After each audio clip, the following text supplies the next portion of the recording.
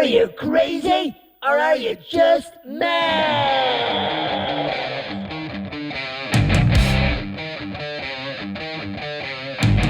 Hello. Welcome to the Mad Musicians Against Depression podcast, where we discuss the latest news, research and hot topics surrounding mental health. I'm Thomas Maher, and I'm joined in studio by my beautiful co-host, award-winning singer, songwriter and presenter, Indiraa. Indiraa, how are you doing? I'm feeling a bit French today, so I have become French. Voila. Oh, I'm French as well. Oh, good French. You know, today is episode 12 of the Mad Pod podcast. So it is. So it's a dozen? A dozen, yes. Yeah, a dozen. Oh, a it's dirty beautiful. dozen of the Mad Pod podcast. Yeah. So, Indiraa, welcome to another episode, number 12 of the Mad Pod podcast. Pod. How are you doing? Oh, très bien. I'm doing okay. You're doing okay? Yeah, I'm doing fine. Grand. Have you any gossips or news for us or updates gossip. your everything? It'll come to me as we go along. Will it? Yeah. Like a revelation? Yeah, You're like revving a up for it? revelation. Yeah, revelation. I love revelations. I actually spent the night with an alien last night. Oh, that's why you're smiling so much Yeah. today. Oh, I taught him a few things they don't get up there. I bet he did get up there, didn't he? He said, I'm feeling like I'm in outer space. This is amazing. Oh, wow. We watched the Crime Channel together. That's what we did. That's your husband you're talking about. No. Huh? This morning, he didn't leave the room. He didn't go to work. And I said, it was 9 o'clock and I don't have my room to myself. I said, why are you here? And he said, well, it's the weekend. I said, how long is it going to last? Short romance then, isn't it? Huh? I said, honestly, no, I was teasing him because, he goes off for tennis usually on Saturday morning. And I'm like, why are you still here? So did you promptly get rid of him? Well, actually, he's got a physio appointment and then he's going for tennis. So, and he's doing my grocery shopping. So he's good. So he's been the Yeah, perfect he's behaving. husband. Yeah, then. he's behaving. He's behaving. Towing the well. line, is he? Yeah, totally. Good. Yeah. Well, that's all very well. I see you're on your phone today, so you couldn't get your iPad working. Oh my God. I need to get a new iPad. No, don't get the iPad. I thought you get the Mac, not the Mac Pro, what's the other one? The Mac Air? Yeah, Mac Air, smaller one. It's easier to use than that. I hate the iPads for this type of thing anyway. So yeah. Are you going to manage on your phone? Yes, I think I am. Are you sure? Yeah, otherwise I'll have a nervous breakdown and you'll take over. Oh, well, I might have to take over anyway. I think, you're definitely due a nervous breakdown. I think I've already had one recently. Oh, you've had plenty. So anyway, on that note, how are you getting on? You look very, very chirpy. You're doing really well. Yeah, I am because I'm kind of organizing my life really well and medications are all settling. I have odd days where I have very bad nightmares, odd nights, but otherwise it's settled. Mm. And yeah, and now it's the French Open time, so I'm so involved in my tennis. Hence the French. Oh, that is why I was wondering why I was feeling like a croissant this morning. You look like one too. Yeah, I know, but I don't eat croissants. So. You're at the croissant roads. I'm at the croissant roads at the moment, yeah. But, I mean, our listeners will be very keen There's nothing wrong with my butt, okay? Really? You just said butt. But what? What's wrong with my butt? Do you have one? I've got two. You got two? I've got a lot of cheek, I'll tell you that. You're cheeky. You're definitely cheeky. So, Indiraa, our listeners will be very keen to know how you're getting on since you started taking the anti-drinking medication. So have the symptoms subsided and got better? Yeah, the first few days were pretty bad. It doesn't last for long, to be fair. But the hour and a half that it lasts, it's a bit nerve-wracking because you get a bit disorientated and dizzy and sort of sickness. One thing that I have struggled with is my appetite. It's coming back in spurts. So I can't eat at dinner time. I'll eat a little later. I won't eat at lunch. I eat a little later. But I'm trying to eat like 2 small dinners to make up because I'm training. So I don't like to miss out on the food because I start getting tired, physically tired. Yeah. Yeah, but it's okay. It's good. Great. It does eventually kick in and you stop. The amazing part of it is it hits a part of your brain that desires the alcohol. Mm-hmm. And then when it's taken over that side of the brain, you don't desire it at all. So it's fine. That's you know, right, and yeah. you're relaxed in the evening rather than anxious about having a drink. Yeah. Which is nice. I don't want to be anxious about anything. Yeah, So. yeah. So, I mean, I have to say, from 2 weeks ago, you're completely different. You're completely changed. You're a much, much better version of yourself. You're in a much better place. I just thought I was. I thought I was just falling apart, and I was never going to be okay. But I'm really, everything's kicking in. I had moments of nerves. Like yesterday, I had to deal with one of my builders over something, and he gave me this 10-page thing of stuff he had to do, and I could see my head going round and my hands twitching, and I was like, oh Lord Almighty, is this going to happen again? Am I going to go nuts? But no. You can't go nuts again because you're already nuts. I know. Yeah. I know. You are nuts. I don't have nuts though. Well, I can get you. So you're a monkey nuts? No, didn't Put you in some trees. Oh my God, that reminds me, at the Oriental supermarket, I got pre-boiled monkey nuts. Oh, They're wow. very good, yeah. Yeah? So you've eaten monkey nuts? Yeah. That's disgusting. I thought you were a vegetarian. On that note. Okay, before we start, I want to read out what articles we're going to have today. One of our listeners has kindly sent in his book that's coming to be released pretty soon. And his name is Richard M. Clements, and he's written a book called Defender, Adventures in Schizophrenia, which very kindly, thank you. Thank you, Richard. Thank you, Richard, for sending that in. And he's given us a signed version of it, signed autographed version. So I'm going to read that, and once I've read through it, I'll be able to recite some of that and give some feedback one of our shows down the line. So that's very kind of you, Richard. Thanks for sending that in, and much appreciated. I will definitely read that. Thanks, Richard. And it's nice to know that people are, their numbers are building and fan base is growing, and people are, enjoying the show. So, yeah, brilliant. I was just talking to my physio today, whose name is also Richard, and I was telling him the nicest part about this is knowing that people out there who have the same problems as me, as I and Tom, know that they're not alone, and we know we're not alone. And if we can help in any way by what we have to say, it's very gratifying. Absolutely. That's what it is. Help is only a conversation away. And when you talk about we're not alone, we're definitely not alone. Okay, enough of that. Right, here we go. So we've got 4 articles today on our episode 12 of the Mad Pod. And first one is going to be read by Indiraa and is, do I have sleep anxiety? Okay, second one will be read by me, is the number 1 sign of high-functioning depression. All right, and then Indira's second one is going to be how to deal with death anxiety. Yeah, something you've suffered for a long time yourself, so I think that's appropriate. And then my final article is going to be depression, schizophrenia and bipolar linked with ancient viral DNA in our genome, new research. Now, That's an interesting one because it has always been my belief that depression and anxiety is a flaw in our genetic makeup. 100%. I've always believed that. Always believed that. Oh my God, I got it from Dad, I'm telling you. Well, it's a flaw. And I quickly read through that article, and it is about actually bacteria and other bits and pieces, which I won't go into too much in, but it's genetically flawed. Interesting. Yeah. So, Indiraa, without further ado, take us through your article. Right. So, sleep anxiety involves fear or worries about being able to fall asleep and stay asleep.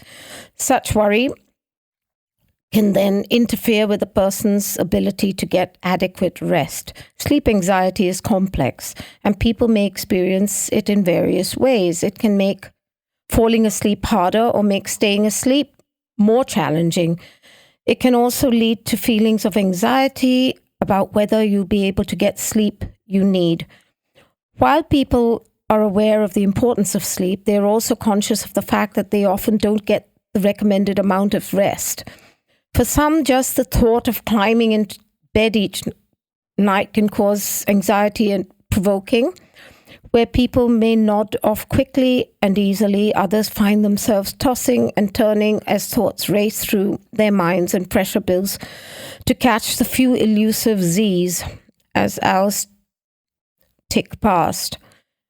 Research suggests that among people with insomnia, around 24 to 36% have some type of anxiety disorder, including generalized anxiety disorder, panic disorder, anxiety associated with post-traumatic stress disorder, PTSD, as you know it's called. This article explores the signs of sleep anxiety and the impact it may have on life and health. It also discusses and causes of potential treatments for sleep anxiety. Symptoms of sleep anxiety. While some may find going to sleep an easy and natural process, this is my husband all over, those with sleep anxiety will often see it as a fear and apprehension. Symptoms that people with sleep anxiety often experience include, I'm always terrified of whether I'm going to sleep or not. Yeah. Fretting about tasks that need to be completed the next day, tick. Worrying about things they didn't get done the day before, tick. Stressing about whether they will be able to fall asleep, double tick. Repeatedly checking the time and feeling distress of how long it's taking to fall asleep. Oh my God, I wrote this article, I think. Ruminating That's about why I gave it to you. Why they cannot sleep. Feeling fearful about going to bed and not being able to sleep. Oh Lord. Anxiety can affect health, functioning in various ways, including interfering with sleep. Unfortunately, sleep deprivation can then worsen symptoms of anxiety. Symptoms include worrying about sleep and feeling stressed and anxious about the prospect of trying to fall asleep. Identifying sleep anxiety. This is important. If you're struggling with persistent feelings of anxiety and difficulty sleeping, it is important to discuss your symptoms with your doctor. Anxiety can be serious and can grow worse over time. Sleep deprivation can also take a significant toll on your mind and body. This is very true. To make a diagnosis, your doctor will have to ask questions about the symptoms you have experienced. Be open, honest about your struggles with sleep and the effect it is having on ability to function in daily life. Your doctor will also want to know about how long your symptoms have occurred, your medical history, and any other medications and supplements that you are currently taking.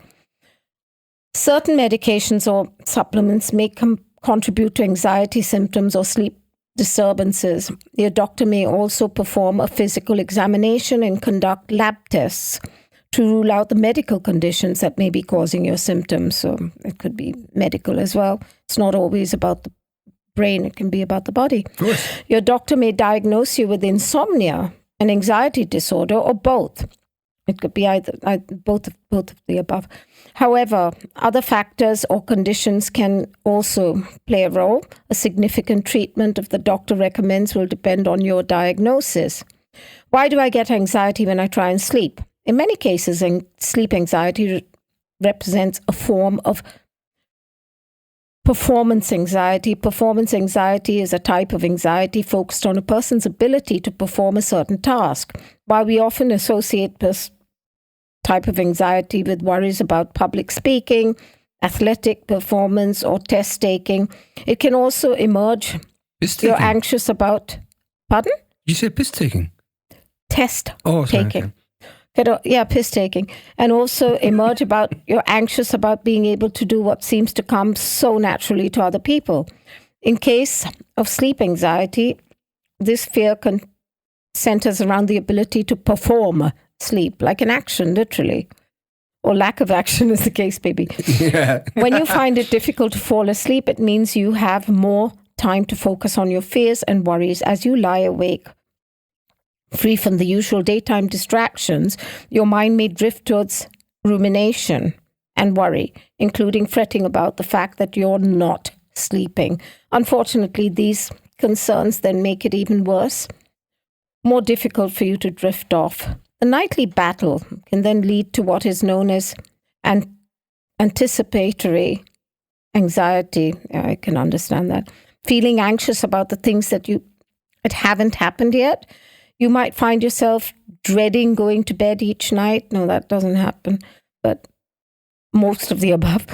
Over time, this not only contributes to sleep deprivation, but it can also play a part in the development of worsening anxieties. Research has found that people who tend to sleep poorly also tend to experience more frequent and long-lasting negative thoughts. Risk factors for sleep anxiety. Okay. Sleep anxiety is sometimes connected with different types of mental health conditions. People with experience these conditions sometimes are more likely to struggle with sleep, which can increase their risk of developing sleep anxiety. Generalized anxiety disorder is the first one. This condition is marked by a persistent fear about various activities or topics, such as worries or excessive and persistent effect of person's ability to function normally. These worries can sometimes center on sleep.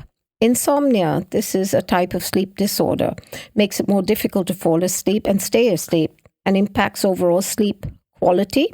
Insomnia can contribute to health problems, including anxiety, depression, and cardiovascular disease. That's not good. Affecting around 10 to 30 of our people worldwide. Panic disorder. This is a condition characterized by recurrent, intense, and sudden panic attacks.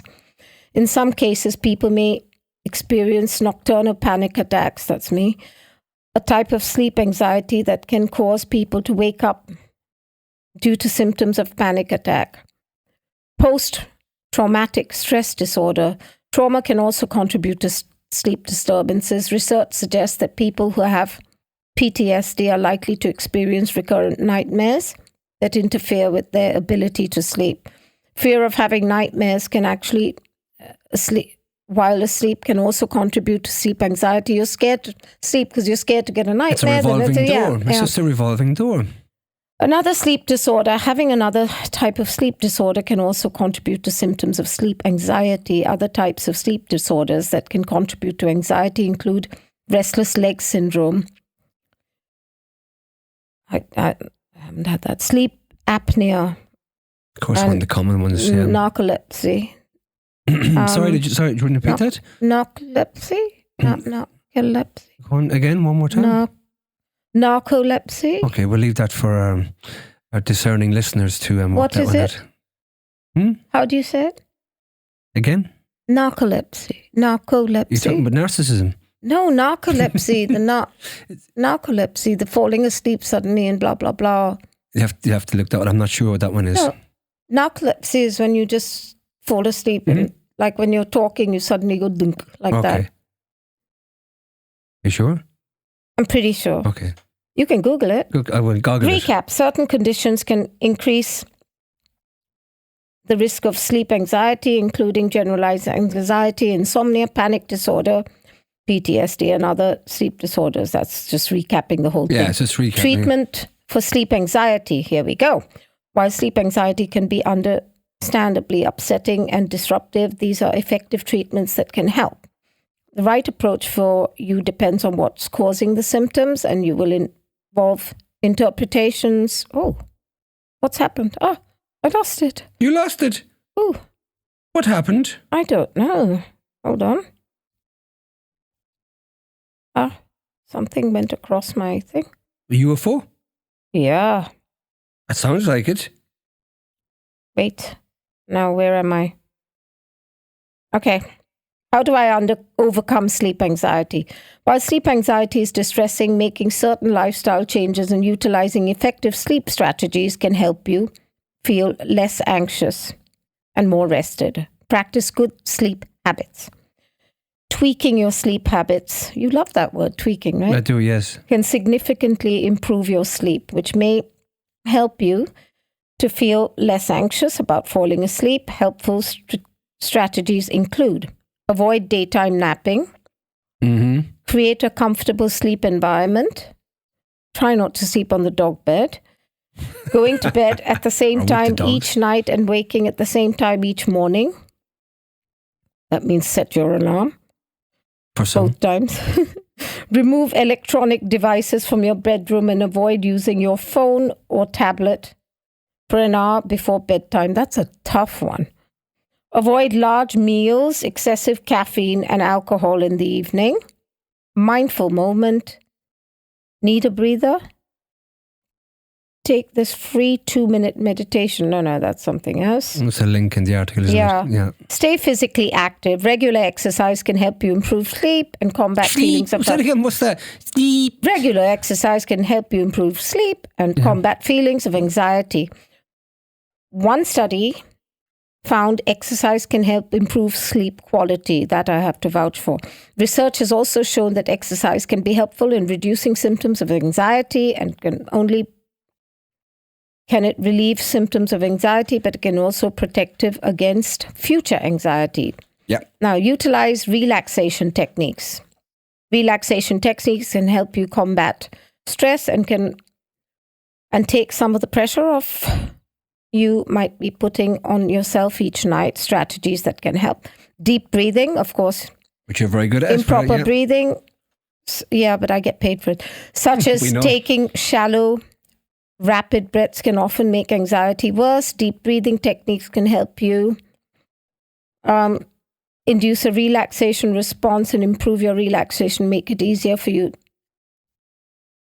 to get a good night's sleep. I've got a small little thing I say here is I take a very big breath, a deep breath, hold it for 8 counts, and then release very slowly. And I do that 8 times. And I find that very helpful. Very good. Yeah. So, summarise the last few points because we're not going to get through our articles otherwise. Progressive muscle relation.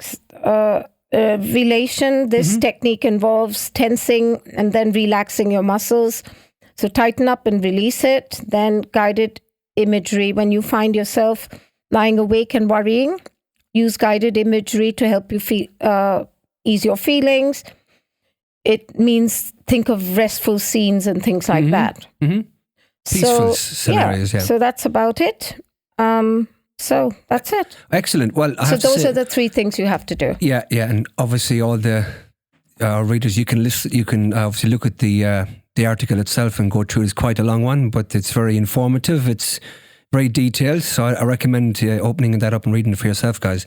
But very, very good article. I mean, I have to say, I've been an insomniac since my early teens, if younger, maybe 11, 12, I think. Insomnia was really, very bad, and I've had panic attacks, I've insomnia, I've had all those things, and I can relate to most of the stuff that's in that article. So it's well worth anyone who's got sleep anxiety, definitely well worth looking at that article. So Indiraa. Yep. Can you relate to that stuff? Absolutely. And I think it because you told me you were having panic attacks recently, weren't you? Yeah, recently. But now I think I can also sort of link it up with my next article, which is quite interesting. Yeah, it's okay. So anyway, that's an interesting one. So here's my article, and it is the number 1 sign of high functioning depression people often miss.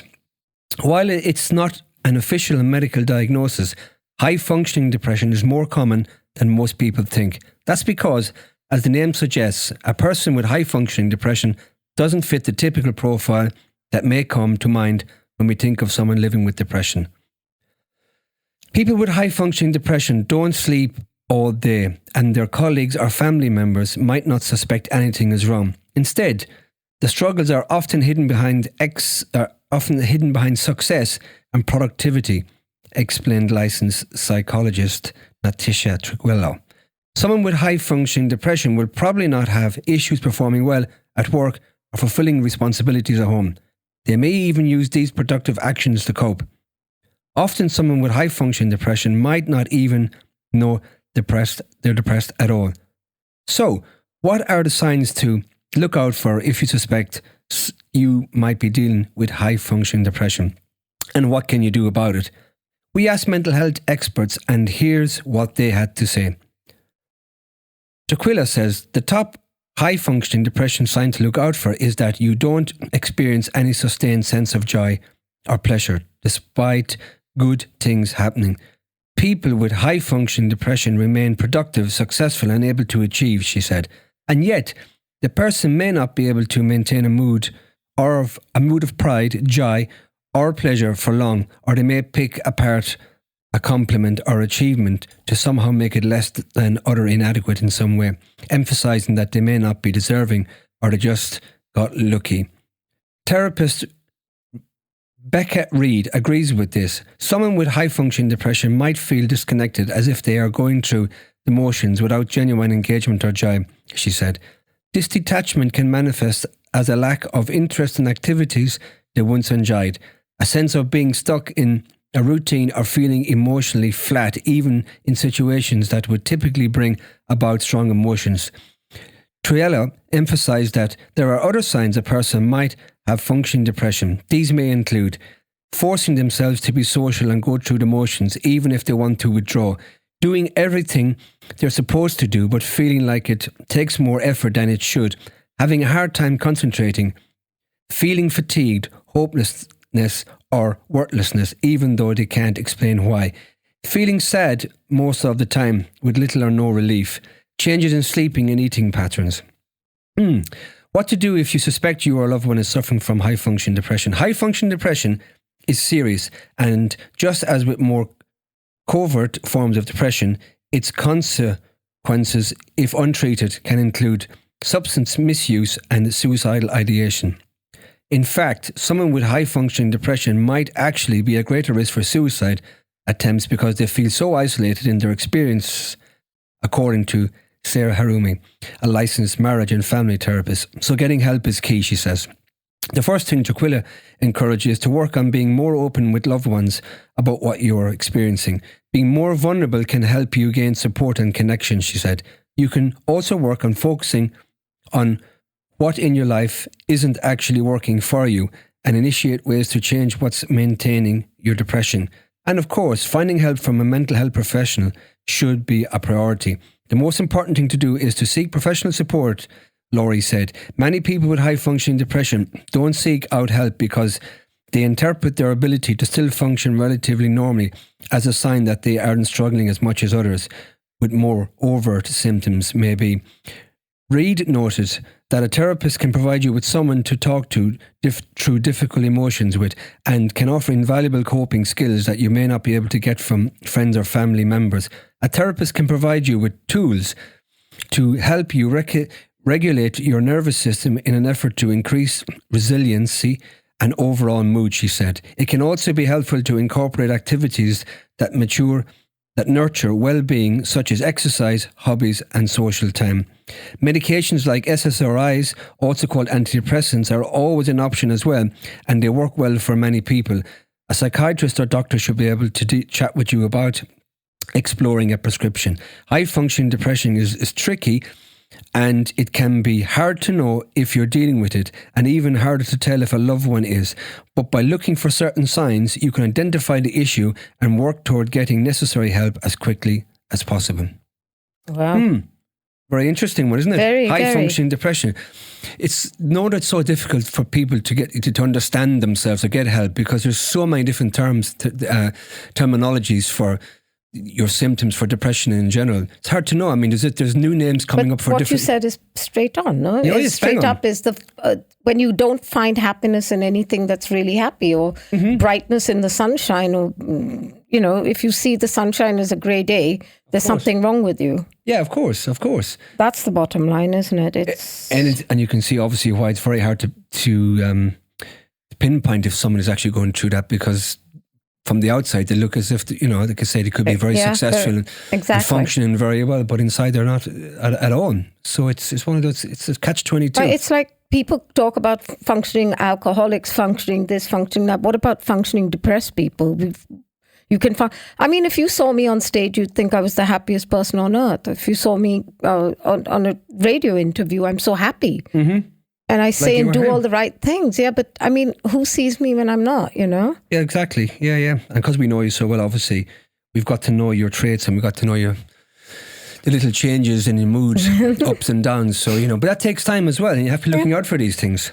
Well, I'm going to be talking about analysis of death anxiety refers to the fear of one's own death, others' deaths, and the dying process, post-death uncertainty, and death-related objects and rituals. I know one person in each of these above. I'll talk about it later. I recently finished reading Salman Rushdie's book Knife, which details his near-death experience in 2022 when he was stabbed 15 times. It's an honest, vulnerable, and at times humorous meditation on mortality and an exploration of life after near-death. It's an excellent read and the one I would certainly recommend for enjoyment, but also prompt your own meditation on mortality.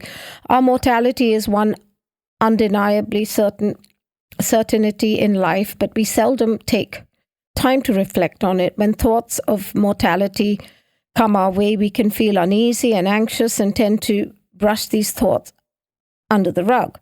When we do so, we redirect it to some other outer subconscious so that they are not the forefront of our thoughts. While not in their immediate awareness, death-related thoughts become more accessible to us after mortality reminds us and predispose us to experience of death anxiety. Death anxiety refers to the fear of one's own death. That's not me. Others' deaths. That's what bothers me. Exactly. Yeah. And the process of dying. No. Post-death uncertainty. Don't really care. And death-related objects and rituals. No, not really.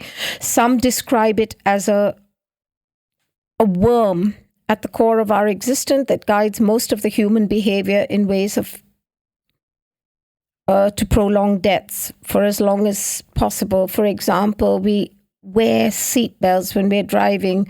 We wait before it's safe to cross the road. We avoid eating raw or out-of-date foods.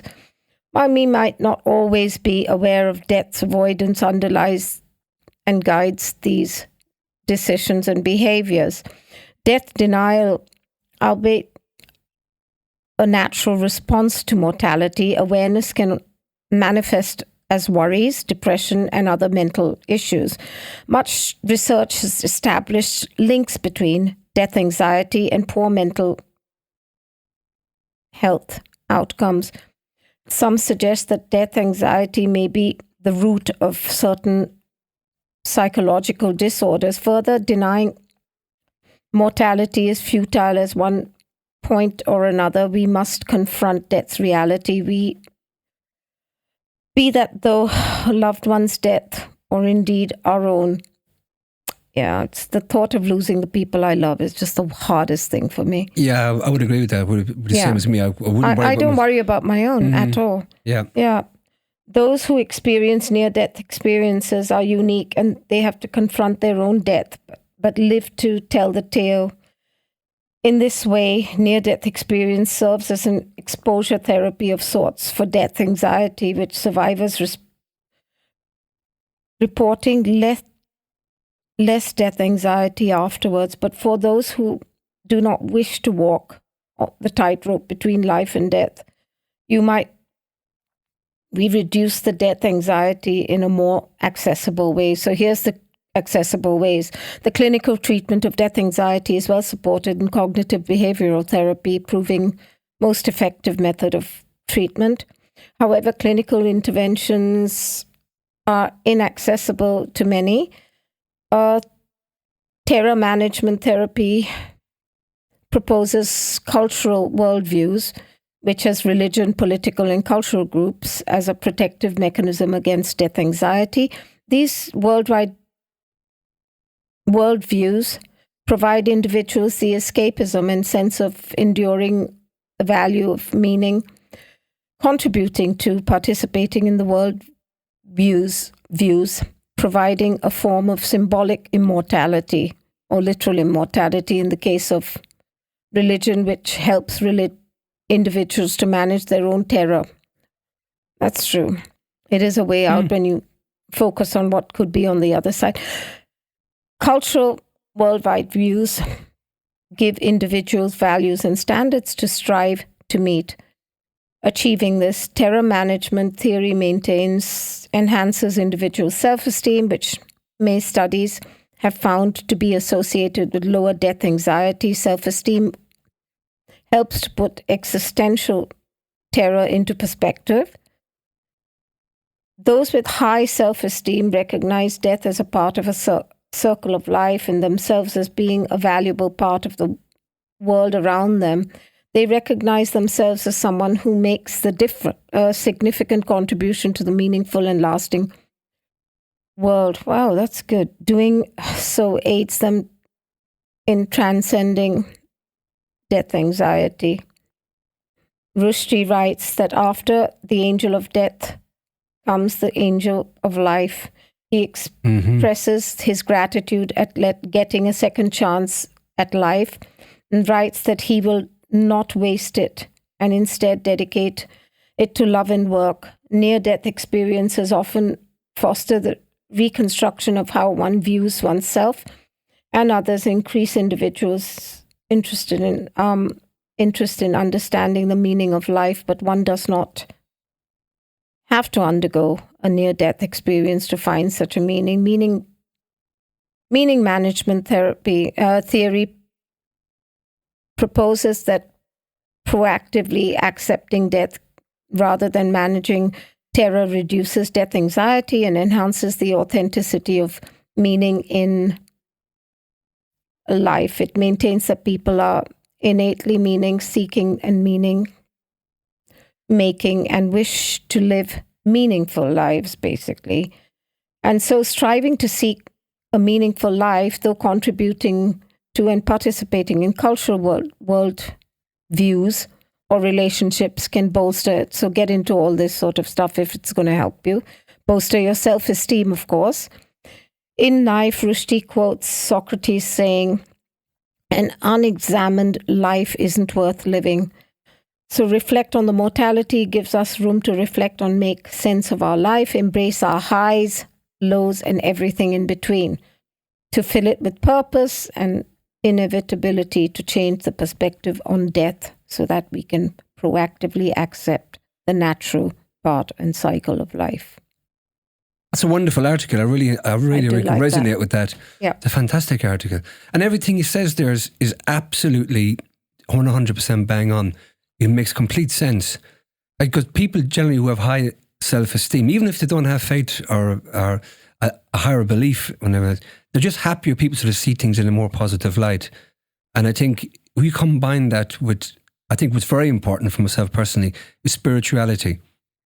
Because I think there's two most important things I would take away from that is acceptance, obviously that death is a natural process of life. We're all going to go through it, and that's going to happen to everybody on this planet. We're mortal human beings, and that's going to happen to everybody. So acceptance is one thing, but then having the belief, the spirituality, to know that once this isn't the end, this is just actually the beginning of another journey that begins once we die into the spiritual world.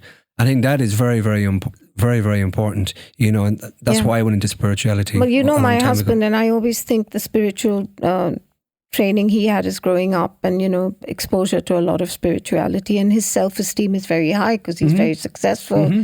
He's a good sportsman. Yeah. And he accepts things so easily about things like this, whereas I struggle.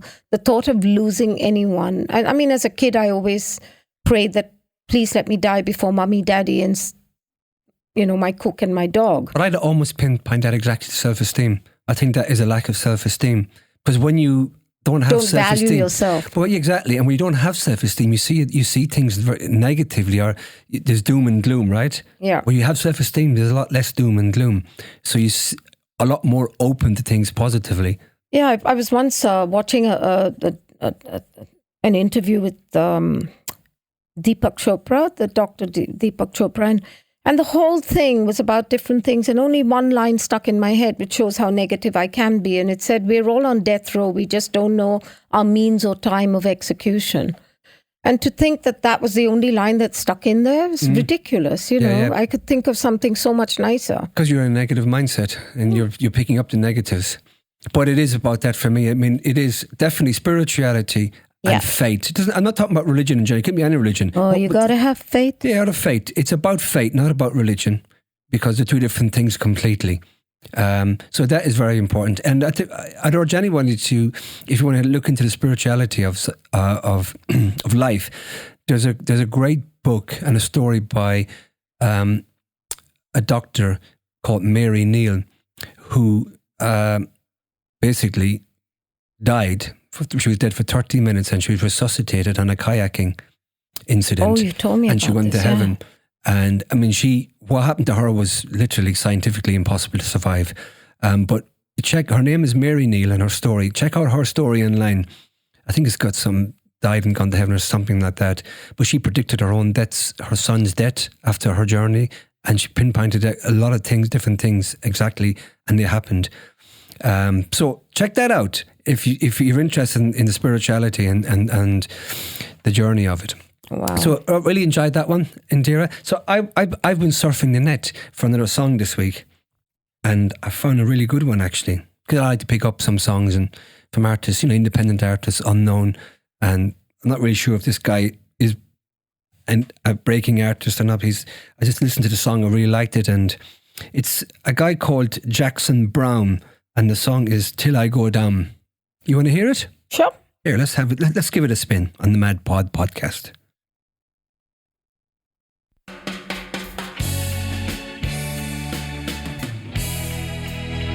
Till I go down. Till I go down. Oh yeah. Till I Loving it. go down. Bit of reggae. You're getting into this reggae thing a lot. It's very relaxing. I love it. Till I go down. Night, night, till I go down. Oh, yeah. Night, night, till I go down. I'm not gonna shut my eyes. I've already seen the lies on the faces of the men of war, leading people to the killing floor. Till I go down. Great lyrics. Very good. Till I go down. Oh yeah. Till I go down. Down, down. I'm not gonna shut my eyes. No, no. Not till I go down. Mm-hmm. Till I go Down, Till I go down. Till down, the world stops spinning around. down. Till I'm 6 feet under the ground. Mm, Till there's no sound. go. Mm, Till there's no pain. till I go, I'm gonna swing this chain. go, Till I go. go down. I'm not gonna shut my mouth. I'm for the truth to come out about the leader with the iron will and his allegiance to the dollar bill. Till I go down. Till I go down. Yeah. Till I go down. I'm not gonna shut my eyes. No, no. Not till I go down. Not till I go down. Till I go down. Until the world stops spinning around. Till I'm 6 feet under the ground. Till there's no sound. Till there's no pain. I'm gonna swing this chain. Till I go down. Till I go. Till I go. Till the world stops. Till I go down. Till I go down. Not till I go down. Not till I go down. Not till I go down. Not till I go down. Till I go down. Till I go down. Till I go down. Till I go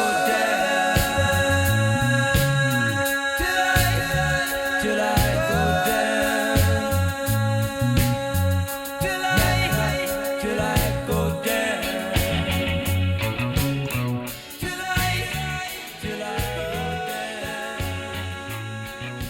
I really like that Very song. good. That's very cool. The artist is called Jackson Brown, and the name of the song is Till I Go Down, just in case you didn't get that.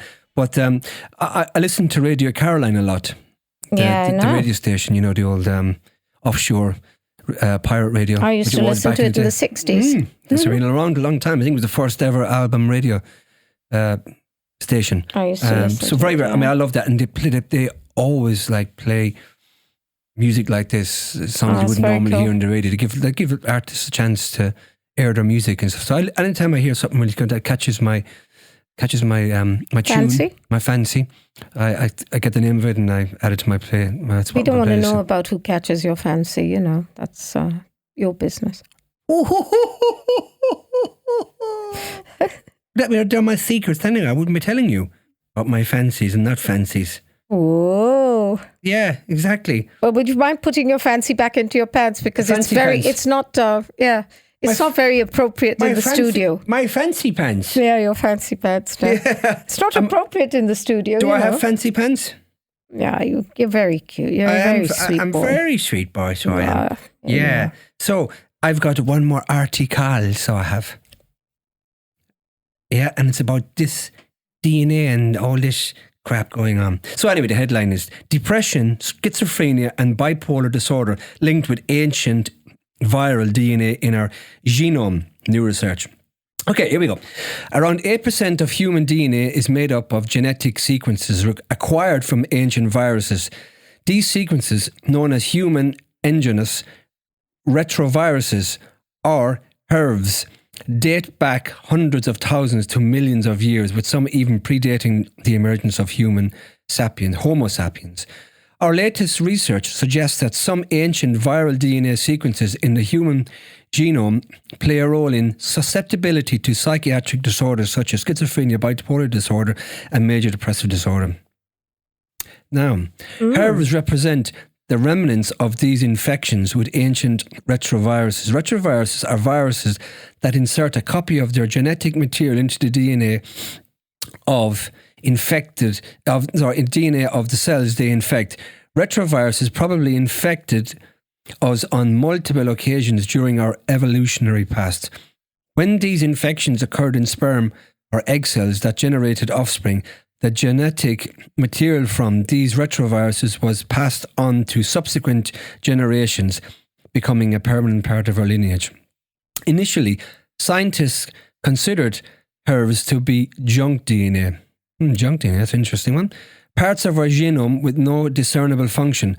But as our understanding of the human genome has advanced, it's become evident that this so-called junk DNA is responsible for more functions than originally hypothesized.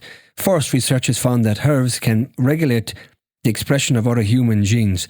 A genetic feature is said to be expressed if its DNA segment is used to produce RNA molecules. These RNA molecules can then serve as intermediaries, leading to the production of specific proteins or help to regulate other parts of the genome. Initial research suggested that HERVs regulate the expression of neighboring genes with important biological functions. One example of this is a HERV that regulates the expression of a gene involved in modifying connections between brain cells. HERVs have also been found to produce RNAs and even proteins in blood and brain samples. These molecules have the potential to exert a wide range of functions as they can travel across cellular compartments to execute different roles. Scientists have also found evidence suggesting certain human genes are derived from HERVs. This indicates there were instances during evolution where HERVs were co-opted for specialized biological functions. For example, the human genes syncytins 1 and 2, which are derived from HERVs, play pivotal roles in placental development.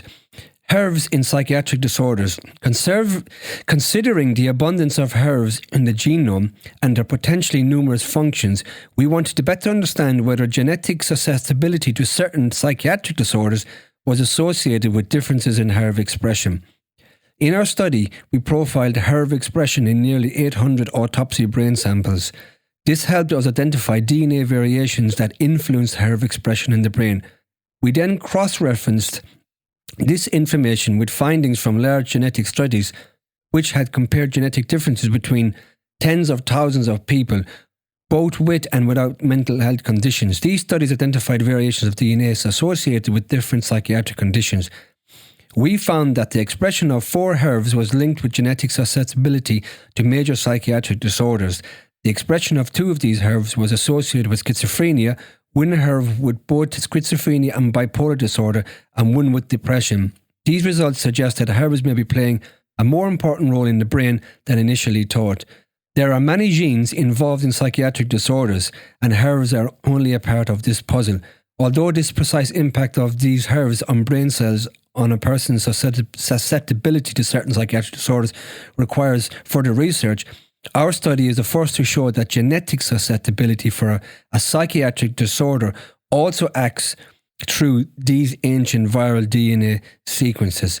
It's too early to determine the practical applications for our findings and whether they might be used to develop new treatments, but we're optimistic about this line of research. By linking HERV expression in the brain and psychiatric disorders, our research recognises the importance of these mysterious sequences in the human genome, which have been ignored for years.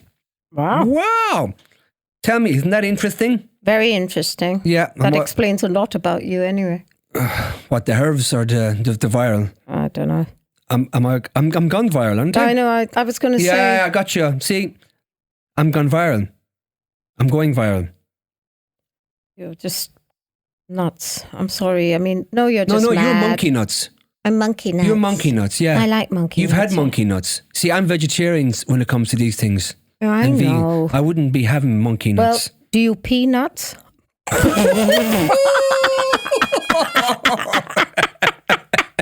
No, but I bet you do. Yeah, very good one, Indira. I know. Yeah, you're very funny, aren't you? I can chew nuts. Cashew nuts. I can chew nuts.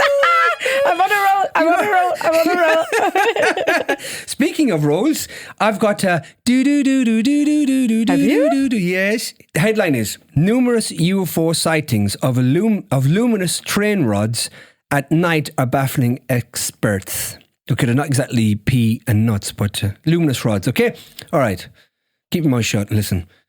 One explanation could be that the odd-looking beams of light are Starlink satellites, but there were no launches during the first sighting in South America.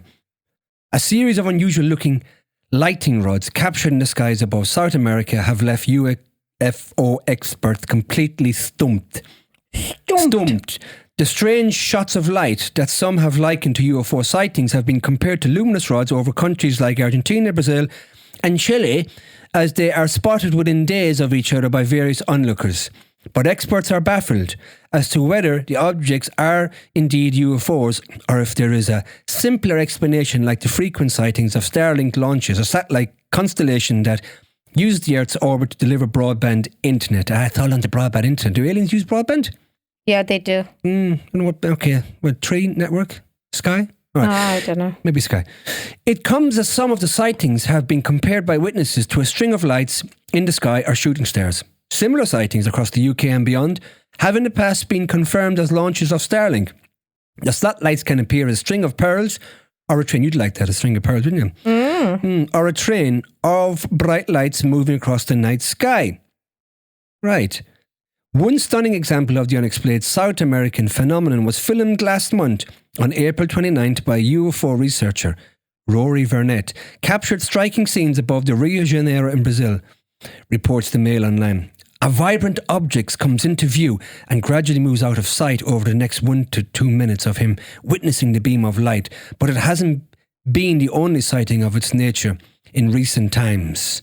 Within a couple of days of each other, earlier this month, 3 witnesses filmed a similar-looking object moving through the sky in Chile, Argentina, and then near the border of Uruguay. The first witness filmed a white object above their house with their phone on May the 6th.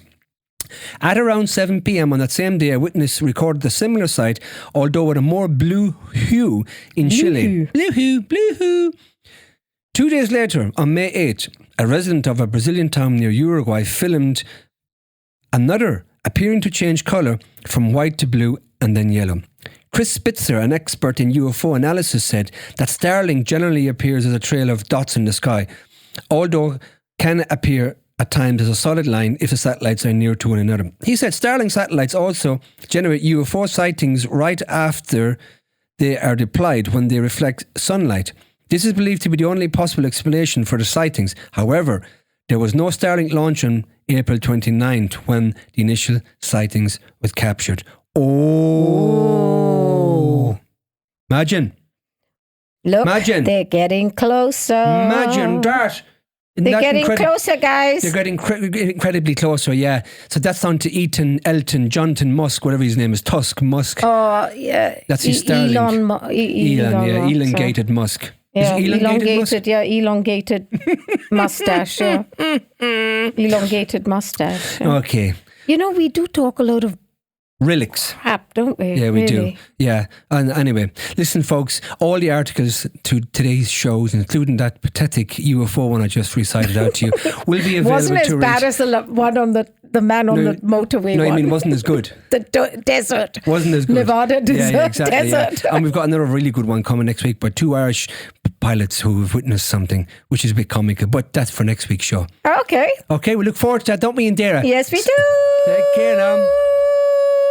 Well, folks, on that note, that's where we're going to leave it for today. Hope you've enjoyed the show as much as we have, and we look forward to bringing you more of the latest news and hot topics surrounding mental health on our next show. Remember, new episodes of the Mad Podcast drop every Sunday at 6 p.m.